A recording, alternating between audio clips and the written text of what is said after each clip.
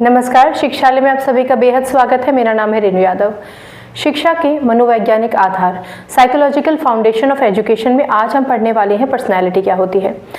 जब हम किसी व्यक्ति से मिलते हैं, सबसे पहले हम उसके बाहरी स्ट्रक्चर को देखते हैं।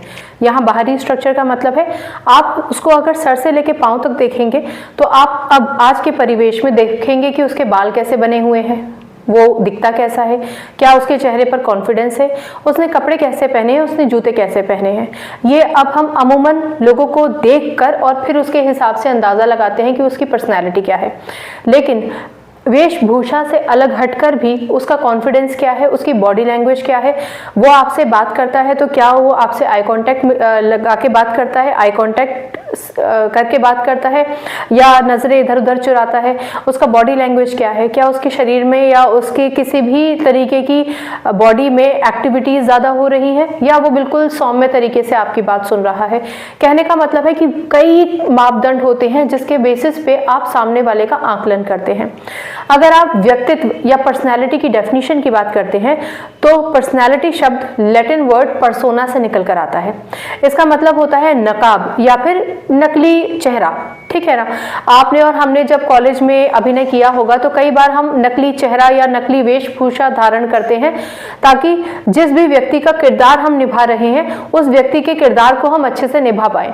इसका मतलब पर्सनैलिटी पर्सोना से निकल कर आता है और उसका मतलब होता है नकली चेहरा या नकाब या वो वेशभूषा जो हमें पहननी पड़ी है कोई एक किरदार का अभिनय निभाने के लिए, अभिनय करने के लिए, ठीक है ना।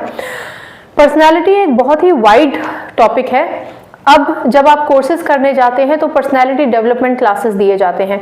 आपको सिखाया जाता है कि कम्युनिकेशन स्किल्स कैसे हैं, कैसे बैठना है, कैसे बोलना है, कैसे आपको मुस्कुराना है, कैसे आपको चीज़ों को हैंडल करना है, आपका बॉडी लैंग्वेज कैसा रहेगा, आपको अपने खुद को कैसे कैरी करना है, कैसे प्रेजेंट करना है, राइट।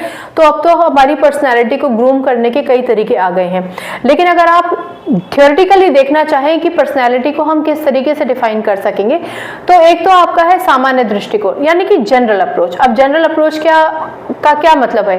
जनरल अप्रोच का मतलब है कि हमारा वो थॉट जहां पर हम कभी ना कभी अपनी पर्सनैलिटी से दूसरे को डोमिनेट करते हैं और ऐसा होता है।